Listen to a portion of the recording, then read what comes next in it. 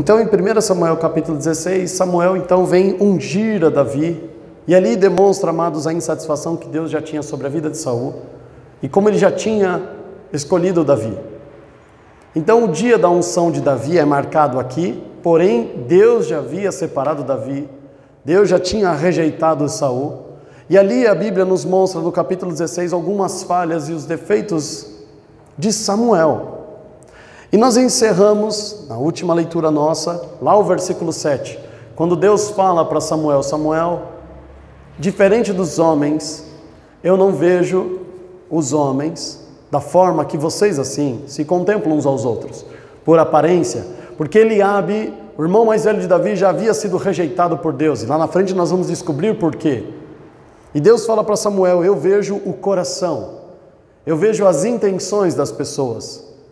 Para mim o que elas fazem, para mim o que elas representam na sociedade não conta, mas a minha leitura dos homens é mediante as suas intenções, as suas motivações.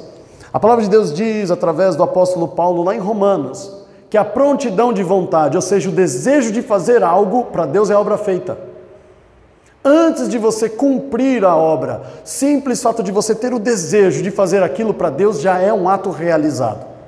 Por isso, amados, quando estamos no caminho do Senhor, muitos dos sonhos, dos projetos que nós temos, que queimam em nosso coração e têm a ver com o reino de Deus, são cumpridos.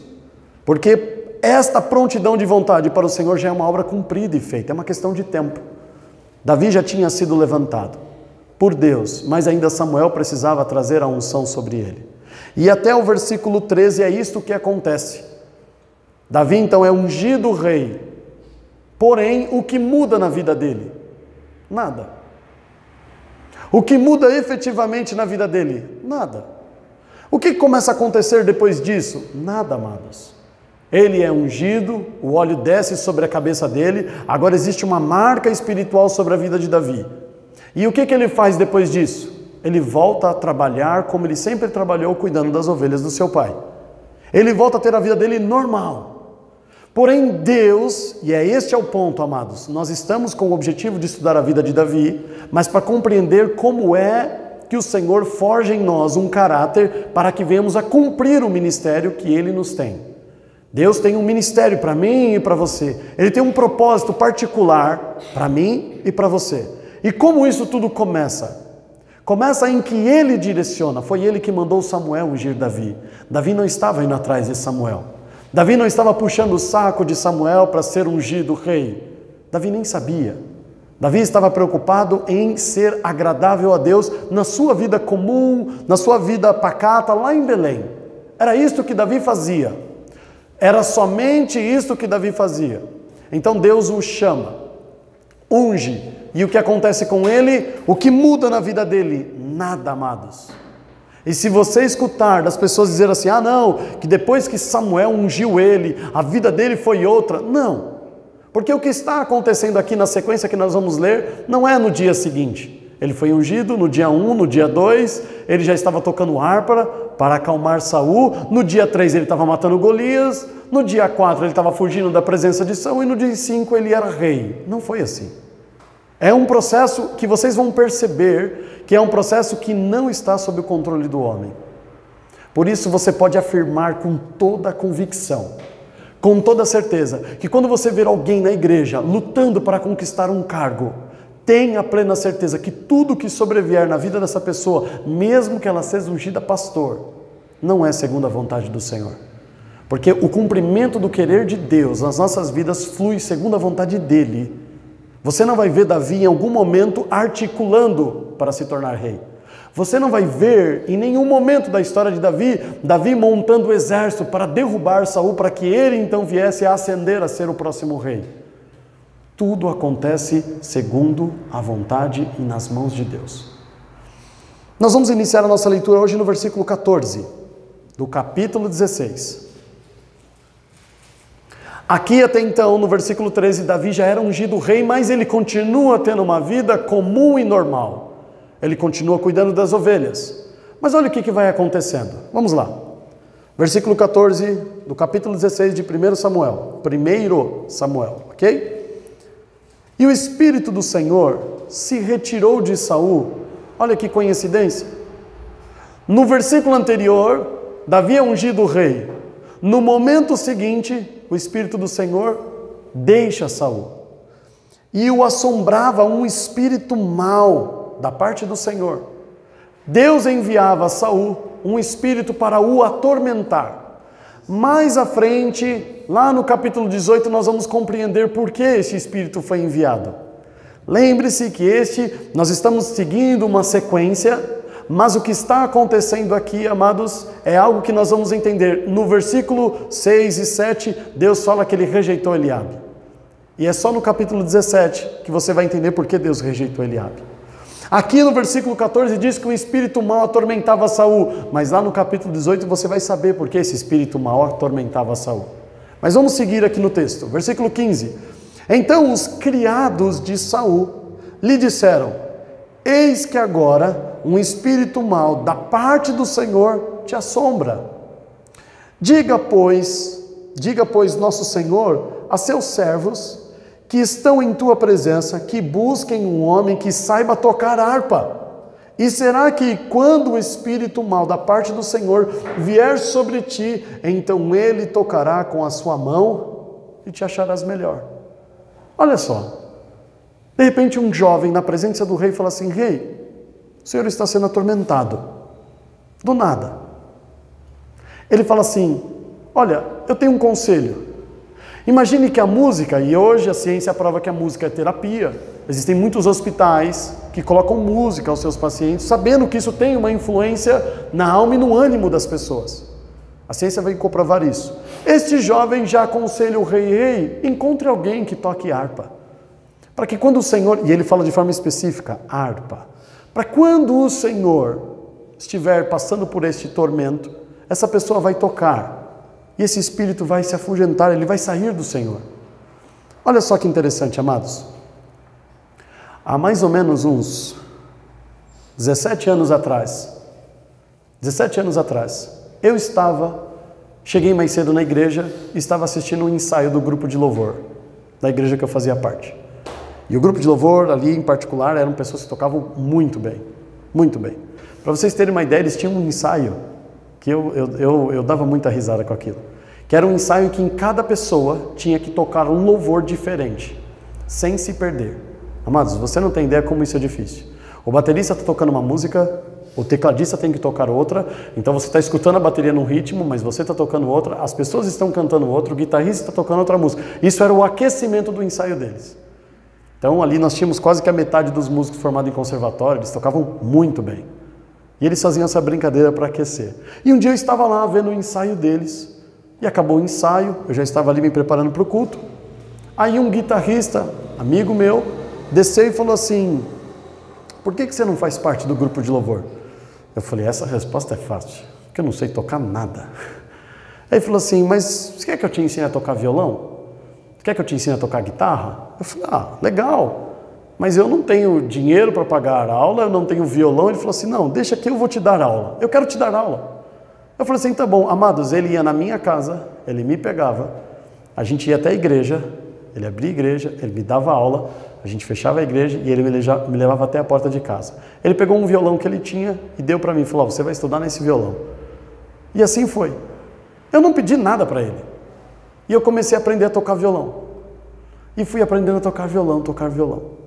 Durante, amados, 12 anos num outro ministério. E não somente aqui na obra do Senhor, hoje eu sou quase descartável aqui no grupo de louvor.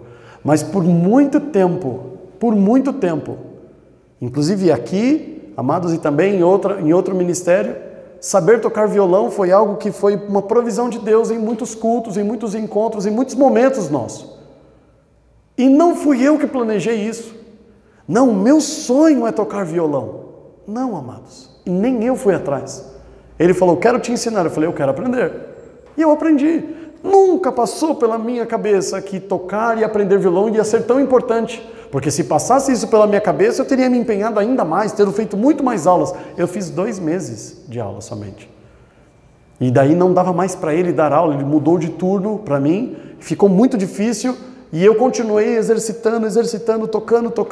Então hoje eu toco razoavelmente bem, mas eu só tenho 2 meses de aula. Mas aqueles 2 meses, amados, Deus tinha um propósito. Percebe o que é você ir atrás e o que naturalmente Deus faz? Agora, no conselho do rei, tem um menino falando assim: rei, chame alguém que toque harpa para esses momentos. Aí, de repente, um dá ideia, e olha o que acontece no versículo 17. Então disse Saul aos seus servos: buscai-me, pois, um homem que toque bem, e trazei-me. 18. Então respondeu um dos mancebos, outro jovem responde, e disse: eis que tenho visto a um filho de Jessé, o belemita, que sabe tocar, e é valente e animoso, homem de guerra, sisudo em palavras e de gentil presença. O Senhor é com ele. Agora presta atenção, uma outra situação completamente fora do controle de Davi. Um jovem que estava sempre na presença do rei. Então dá-se a entender que talvez ele trabalhasse no palácio real, na presença do rei. Ele fala assim: rei, eu sempre estou andando pelo caminho e eu vejo um mancebo. O pai dele é Jessé, o belemita. E eu vejo ele sempre tocando harpa. Eu sempre vejo ele tocando. E ele é um homem valente, animoso, porque se o rei está sendo atormentado, está ali triste, está depressivo, está chateado, você não vai colocar uma pessoa mais carrancuda ainda. Você tem que colocar uma pessoa extrovertida. E ele fala, ele é animoso, mas ele tem princípios nas suas palavras. É notório, dá para ver que o Senhor é com ele. Presta atenção, amados. Um espírito da parte de Deus é permitido vir sobre Saul. Um jovem dá um conselho ao rei, que o rei dá crédito. Um outro jovem fala, olha, eu conheço Davi. Davi já é ungido rei. E agora Davi sai de um desconhecido pastor de ovelhas e vai passar a ser o quê? Amigo do rei. Olha como Deus moveu todas as peças sem sequer Davi fazer nada. Nada. O que Davi fazia? Aprendeu a tocar. O que Davi fazia? Cuidava das ovelhas. O que Davi fazia? Agradava a Deus em tudo que ele se comprometia em fazer. Ele era um homem agradável a Deus. É só isso que eu e você temos que fazer. Ser intimamente obediente ao que o Senhor nos ensina. Ser sensível à palavra, ser obediente a ela. O resto não é conosco. É isso que o texto está dizendo. Olha como Deus está movendo todas as pedras. Olha como Deus está aplanando o caminho de Davi, como Ele está preparando o caminho de Davi, sem que Davi mova uma só ação ao seu favor, ao cumprimento, para que ele chegue a ser rei. Davi não está fazendo nada, ele só está agradando a Deus, ele só está servindo a Deus, mesmo ainda sendo um menino jovem, um adolescente. Vocês estão entendendo? Que para o ministério de Deus ser cumprido nas nossas vidas, nós somos os únicos que podemos atrapalhar. Nós somos os únicos que podemos realmente, amados, atrasar o plano de Deus. Nós somos os únicos que podemos, amados, realmente encurtar o agir do Senhor, não porque Ele perde o seu poder, porque nós tentamos fazer da nossa forma. Bom, já que agora eu sou o rei, eu preciso me aproximar do rei, então eu vou começar a visitar ele, eu vou começar a ficar perto dele, Não, mas ele não precisou fazer nada. Nada. Naturalmente, o Senhor foi direcionando ele. Agora vamos continuar a leitura. 19. E Saul enviou mensageiros a Jessé, dizendo, envia-me Davi, teu filho, que está com as ovelhas. 20. Então tomou Jessé um jumento carregado de pão, e um odre de vinho, e um cabrito, e enviou a Saul pela mão de Davi, seu filho. Imagine o pai de Davi, Jessé. Num certo tempo, num certo dia, aparece Samuel. Eu vim ungir teu filho, ele vai ser o próximo rei de Israel. Olha que notícia. Passado um tempo, o rei atual de Israel fala assim, eu quero falar com o teu filho. O que você imagina que Jessé pensa? A Bíblia diz que Jessé faz o quê? Ele prepara um monte de presentes para Saul. Alguns aqui pensam, amados, e falam e pregam que Jessé está oferecendo esse presente por medo do que pode acontecer com Davi. Outros dizem que isso era um costume normal, porque para você se apresentar até o rei, você precisava presenteá-lo com alguma coisa. Lembra da rainha Esther? para poder falar com o seu marido que era rei, o que ela fez? Ela prepara um banquete para ele. Independente de qual crença nós temos aqui, as coisas estão acontecendo segundo a vontade do Senhor, mesmo contra a vontade dos homens. Mesmo que o pai de Davi possa estar temeroso, preocupado, Deus está no controle de todas as coisas e Ele permite Davi ir até a presença de Saul. Vamos lá, versículo 21. Assim Davi veio a Saul e esteve perante ele e o amou muito e foi seu pangém de armas. Presta atenção. Duas coisas. O texto está dizendo que Davi, quando conhece Saul, ama ele. Ele amou Saul, porque amor é mandamento. Não é que nasceu num coração dele, brotou. A Bíblia diz que Davi, por sua escolha, amou Saul, sabendo que ele iria substituir Saul, sabendo que ele ia tomar o lugar de Saul. Mesmo, amados, diante do rei a qual ele iria substituir, ele não deixa de obedecer a palavra de Deus. Ame ao teu próximo como a ti mesmo. Ame os teus inimigos. Porque se você fizer a um destes pequeninos, a mim você está fazendo. Independente. Eu não preciso puxar o tapete de Saul para que a palavra de Deus se cumpra. Para a palavra de Deus se cumprir, eu tenho que ser obediente a ela. Ele ama Saul. E ele decide ser então o pangém de armas de Saul. Aquele que carregava as armas do soldado. Então, como aquele Ked que carrega os tacos de golfe do jogador, aquele menino, que é onde bate, a bola vai lá, ele vai, recolhe as coisas, o jogador vai de carrinho, ele vai atrás, escolhe o melhor taco. Esse é um pangém de armas. É aquele que na batalha, ele não está na guerra, mas ele é aquele que dá suporte ao soldado. Então Davi, da noite para o dia, ele é levantado para ser o pangém de Saul, aquele que carrega as armas de Saul. Agora, amados, olha aqui, olha como isso é maravilhoso o que Deus está fazendo. Davi vai substituir Saul, e Deus promove ele a ser o quê? O ajudador de Saul. Agora você vai ajudar Saul, você vai trabalhar por ele, você vai ajudar nas batalhas de Saul, você vai estar do lado dele, você vai caminhar junto com ele. Olha que loucura, amados. Porque como é no mundo?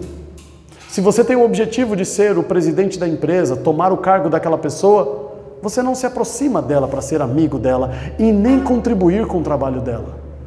E se você puder puxar o tapete, é isso que os homens fazem, para que aquela pessoa caia, para que você então venha crescer. Mas no reino de Deus não é assim. Isso não é só para a igreja, isso é em todo lugar. Isso é em qualquer trabalho, isso é em qualquer ação. Eu vou te substituir, por isso eu vou te ajudar a ser melhor. Por isso eu vou contribuir com o teu trabalho. Por isso eu vou fazer com que, amados, durante muito tempo eu vivi exatamente isso. E mesmo sabendo que a liderança que estava sobre mim não contribuía com os trabalhos que nós fazíamos, eu amei fazer tudo isso por eles. Eu amei cuidar da responsabilidade que muitas vezes eram deles.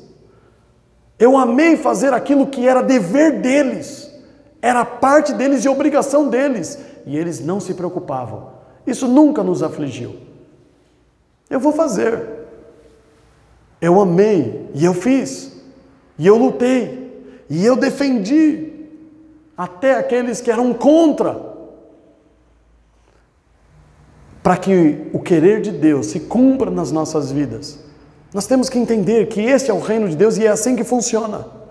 Não é se aproveitando, não é derrubando, não é prejudicando as pessoas. E nós estamos falando de Davi, que vai substituir Saul. Quando ele conhece Saul, ele fala assim: eu vou amar esse homem, eu vou defender ele, eu vou fazer tudo por ele. Mas espera aí, Davi, a promessa de Deus não é você substituir ele? Sim. Mas a palavra de Deus também diz que eu tenho que amar os meus inimigos, que eu tenho que amar o meu próximo, que eu tenho que lutar por ele, que eu tenho que defender ele. A palavra de Deus diz isso. Quanto ao meu ministério, isso é problema de Deus. Como vai ser? E da forma que vai ser. E aí segue Davi, versículo 22. Então Saul mandou dizer a Jessé: deixe estar Davi perante mim, pois achou graça em meus olhos. E sucedia que quando o espírito mau da parte de Deus vinha sobre Saul, Davi tomava a harpa e a tocava com a sua mão. Então Saul sentia alívio e se achava melhor, e o espírito mau se retirava dele. O tormento que veio sobre Saul foi porque Davi foi ungido. Ele é ungido e no mesmo momento que ele é ungido, o Espírito do Senhor sai de Saul.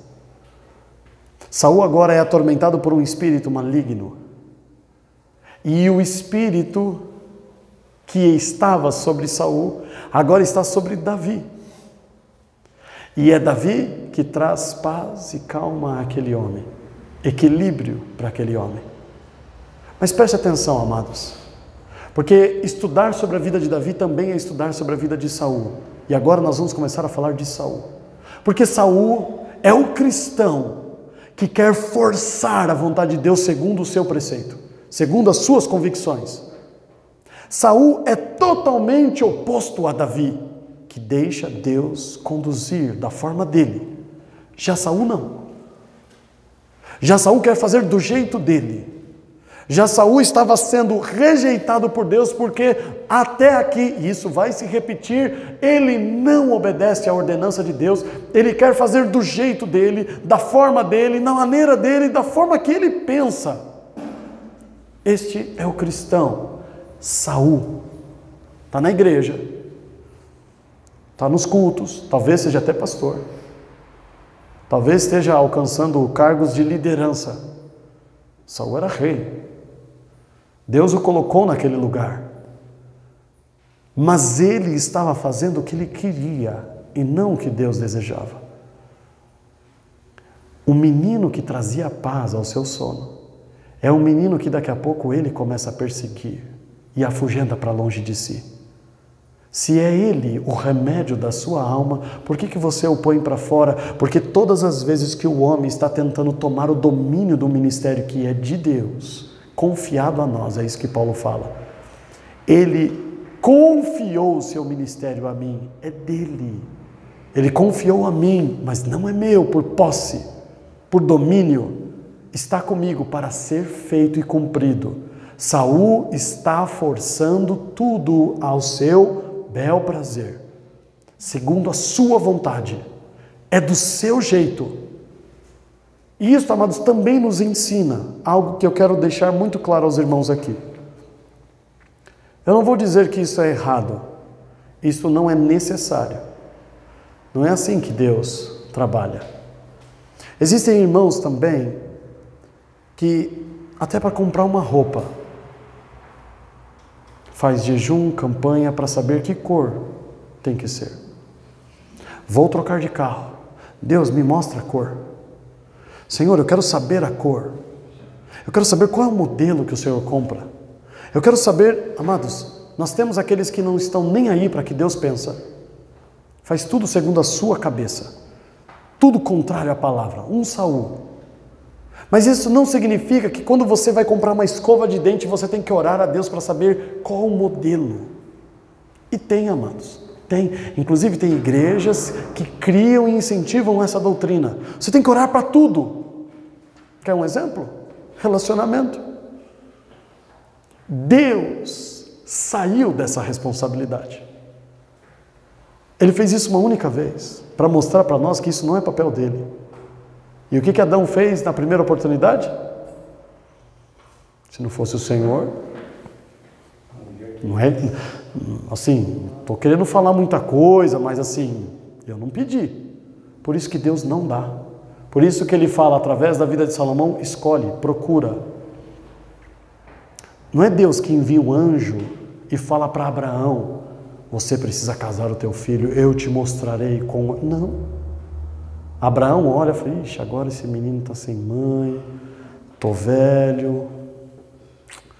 Vai que ele vai desobedecer a ordenança de Deus. Então deixa eu arrumar uma mulher. O pai arruma uma mulher para o filho. Melhor, o funcionário do pai arruma uma mulher para o filho. E você não vê anjos guiando aquele homem. Você não vê anjos guiando Abraão para encontrar, porque isso é minha e sua responsabilidade. E o que as igrejas estão fazendo? Agora os pastores decidem quem vai se casar com quem. Agora os pastores, não, você vai orar. Não, Deus está me mostrando que não é. Não, Deus mostrou que é. E aí lá na frente dá problema, e aí? E esse negócio que Deus mostrou e deu problema, como é que foi? Não, mas é porque também não é nossa responsabilidade. Você não tem que ficar orando para Deus, Senhor. A minha oração foi, Senhor, vai atrapalhar o teu plano? Essa decisão? É só isso que eu preciso saber. É só isso, porque a escolha é minha. É uma boa escolha? É uma boa escolha ou não? Só me mostra. Eu sei que a decisão é minha, mas o Senhor pode me aconselhar, porque um dos nomes do nosso Salvador é Conselheiro. Qual o conselho que o Senhor me dá? O que o Senhor tem a dizer? Com certeza, amados, o conselho de Deus para Davi, antes de conhecer Batseba, ele olhando para a janela, se ele perguntasse, o Senhor ia falar assim, claro que não. Mas depois que o marido é morto e ele já está casado e a criança morre, qual é o conselho que o Senhor daria para ele? Não, isso a gente pode transformar e mudar. Dá para consertar esse erro. Porque o conselheiro serve para isso. Agora você pode usar ele de forma preventiva. O que o Senhor acha? É uma boa ou não? O que o Senhor disser, eu fiz isso, amados, não foi uma vez na minha vida em relacionamentos. Porque um dia eu orei ao Senhor e o Senhor falou assim, não vai ser uma boa. Lá na frente você vai se arrepender. Mesmo gostando no presente, mesmo não tendo tido uma briga no presente, eu decidi terminar. Se Ele está dizendo, Ele sabe o que fala, mas a escolha é minha. A decisão é minha, não é do pastor. Posso te aconselhar, mas não sou eu que decido. Não, você não pode olhar para ela. Vocês não podem se encontrar por 6 meses. Você não pode fazer isso, você não pode isso. Amados, não é responsabilidade de Deus. Ele já não assumiu essa responsabilidade. Por que os homens vão assumir? A escolha é minha e sua. A decisão é minha e sua. Nós temos Saul que não está nem aí para o que Deus pensa. E também nós temos Davi, amados, não é que Davi, Senhor, eu quero dar um passo. É a tua vontade que eu fique aqui ou que eu dê um passo? Dei um passo. Senhor, é agora, eu posso dar outro passo? Não é assim. Porque nós temos que ter maturidade, como Hebreus capítulo 5, versículo 12 diz, 12, 13 e 14, o que Deus espera de nós é que nós chegamos a uma maturidade de conhecimento bíblico, que os nossos sentidos eles começam a ficar atentos. Eu passo a saber o que é certo e errado, eu não preciso perguntar para Deus. Porque as minhas experiências, e por ser experimentado na palavra, eu sei o que está escrito. Então eu não preciso dobrar o meu joelho e falar, Deus, o que o Senhor acha? Qual que é a sua opinião? Qual é a cor do carro? Ele já ensinou isso, está lá em Deuteronômio 28, o que você escolher, o Senhor é contigo. Aonde você colocar a planta do pé, Ele é contigo. Então você não precisa ficar perguntando qual é a cor do carro. Não é como Saul, que não segue nada do que Deus diz, mas também Davi não é como estes, que querem saber cada detalhe. E eu não vou dizer para vocês que Deus não tem tempo para responder isso, amados. Isso é sinal de infantilidade espiritual. Isso não é intimidade. Para muitos, isso é intimidade. Tudo que eu faço, eu pergunto para o Senhor. Isso é coisa de criança. Os filhos não são assim? Ou só os meus? Toma banho, sai do banheiro e fala, o que eu faço? Põe cueca. Agora eu pus a cueca, o que eu faço? É assim. A gente está indo para a igreja. Qual roupa eu ponho? Roupa de ir para a igreja. E essa roupa tá boa? Não, isso aí é um pijama. É assim o tempo todo. É assim a criança. Você tem que falar tudo. Ou não é assim? Quem tem filho, é assim. Isso mostra como é infantil espiritualmente. Não é maduro. E para muitos isso é intimidade. Meu relacionamento com Deus é assim, é de um recém-nascido. Olha Eliseu. Olha Elias. Ele não perguntou para Deus, ele falou, pode jogar água. Tem pouco, hein? Joga mais. Eu nem vou falar que faziam 3 anos e meio que não tinha chovido, e como difícil era ter água naquele momento. Ele está mostrando que ele não precisa consultar Deus. Ele sabe quem o Deus dele é, a capacidade e o poder que ele tem. Por isso ele não pergunta, Deus, posso falar que não vai mais chover? O Senhor me dá um sinal? Ele vai lá e fala, não vai mais chover. Acabe, põe o dedo na cara do rei e diz, não vai chover, até vocês se arrependerem.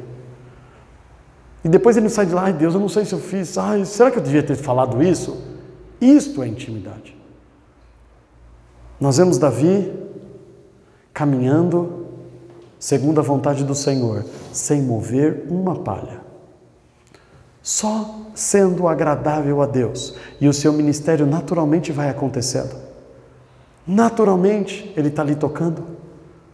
O Senhor concedeu um espírito a ele. Naturalmente Deus tirou de Saul. Naturalmente as coisas foram acontecendo, alguém indica a ele e ele aparece. É assim no reino de Deus. Naturalmente as coisas acontecem, você não precisa forçar. Se você forçar, tenha absoluta certeza, você não vai chegar aonde Deus espera. Se você fizer da sua forma, do seu jeito, você não vai chegar aonde Deus espera. Ou tem alguma dúvida que o capítulo 16 representa perfeitamente isso? Só tem acasos. Só tem surpresa. Ó, estão te chamando, Davi, lá para você ir para a casa do seu pai. Chega lá, o que foi, pai?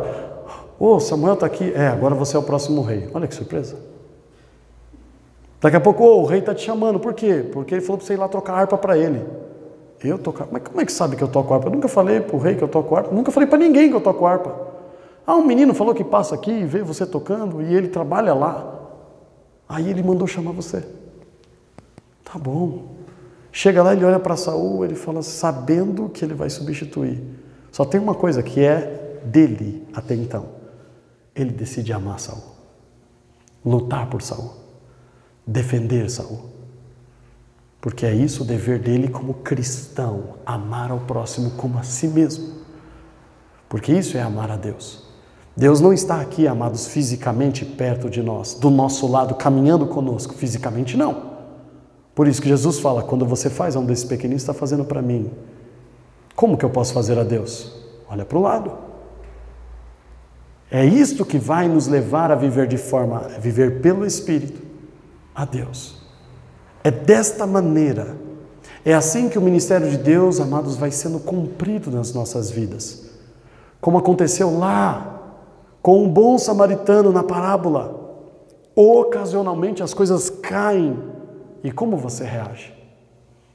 Eu não vou não. Por que você não vai, Davi? Porque Samuel estava aqui esses dias, me ungiu rei e eu não quero ficar perto dele não. Imagina se ele descobre, ele me mata. Ele deixa tudo acontecer. Por quê? Porque se Deus ungiu ele rei, por que Saul no dia seguinte vai matar ele? Que Deus é esse? Se Deus falou que vai ser assim e ele está obedecendo a tudo, por que alguma coisa diferente vai acontecer? Se Deus fez uma promessa sobre o filho chamado Isaac, por que eu vou subir até aquele monte e vou matar e a história vai acabar? De alguma maneira a gente desce de lá de novo. Se Deus me ungiu rei para substituir Saul, por que eu vou ter medo de Golias? É tão lógico, é tão óbvio. Isso é fé. Em Deus. Em Deus, no que Ele diz. O problema está aí. Crer no que Ele diz. Acreditar que o que Ele está falando é verdade. Que você não precisa se humilhar aos homens, mas a Ele. Que você não precisa ir atrás de ninguém, que Ele resolve. Quando você passa a confiar, Ele resolve. E é assim que o ministério de Deus vai ser cumprido nas nossas vidas, amados, sem o nosso dedo. O sentimento que nós temos, eu compartilhei, inclusive essa semana, eu e minha esposa tivemos uma experiência relacionada a isso, e ontem eu estava compartilhando com a Natália e com o Digão uma parte disto. O sentimento que nós temos é que quando você está fazendo exatamente a vontade de Deus, cumprindo tudo o que Ele espera de você, fazendo a obra, Deus ainda faz questão de nos mostrar que Ele nem precisa de nós. Que quando Ele fala que se fosse necessário até as pedras fariam a nossa função, clamariam no nosso lugar, é porque é verdade. Sem convidar, sem tocar na ferida, sem ter atitudes carnais, naturalmente as pessoas estão sendo transformadas. Porque isso não é o nosso papel. E só vai dar certo porque você não põe o dedo. Porque se você pôr o dedo, se você colocar suas opiniões, suas convicções, por que você não faz isso? Ah, porque eu não concordo. Por que você faz isso? Ah, porque eu tenho minha posição. Fica aí. Vai apodrecer e não vai viver o que Deus tem. Cheio das convicções e valores. E o tempo está passando, amados. E nada está acontecendo. Como o profeta vem dizer, passou a cega, findou o verão, e a gente ainda não está salvo. Porque a gente está achando que isso vai acontecer ainda no futuro. Esse negócio de ministério de Deus, de obra de Deus, de plano de Deus para a minha vida, vai acontecer lá no futuro. Em algum lugar especial, de alguma maneira diferente. Tá bom, fica aí esperando. Nós vamos observar que a vontade de Deus não funciona assim. É a Bíblia que está mostrando. Davi não fez nada. Ele só estava empenhado em defender as suas ovelhas. Contra urso, contra leão. Ele só estava empenhado em ser agradável a Deus. O Senhor era com ele, porque ele era um homem de uma palavra só, como diz aqui. Porque ele era um homem animoso. Você não via carrancudo, mal-humorado para lá e para cá. A Bíblia diz, ele era animoso. Ele era um homem que estava preocupado em adorar a Deus constantemente com a sua vida. É só esse o papel que nós temos que exercer. O resto é problema de Deus, não nosso. De Deus. Não põe o dedo, porque se pôr o dedo estraga. Olha o que Abraão fez com a escrava. Eu acho que dá para dar uma força. Paga até hoje por isso. Ah, Deus, não destrói Sodoma não. Paga até hoje por isso. Não põe o dedo. Se Deus tem o prazer de compartilhar o que Ele quer fazer na sua vida, amados, não põe o dedo. Já que Deus falou, então vamos acelerar o processo. Não faça isso. Deixa Ele. Deixa que os jovens avisem Saul sobre quem é você. Se você se deparar com o teu inimigo, ame ele. Esse é teu papel. Esse é o meu papel. O resto é de Deus. Quero te dar aula de violão. Tá bom. Eu lá sei para que isso. Eu gosto de violão. Nunca passou pela minha cabeça fazer aula de violão para tocar no grupo de louvor. Nunca passou. Nunca. Mas se era necessário, por algum tempo, em algumas ocasiões, Deus sabia. E é por isso que Ele prepara todas as coisas. Amém?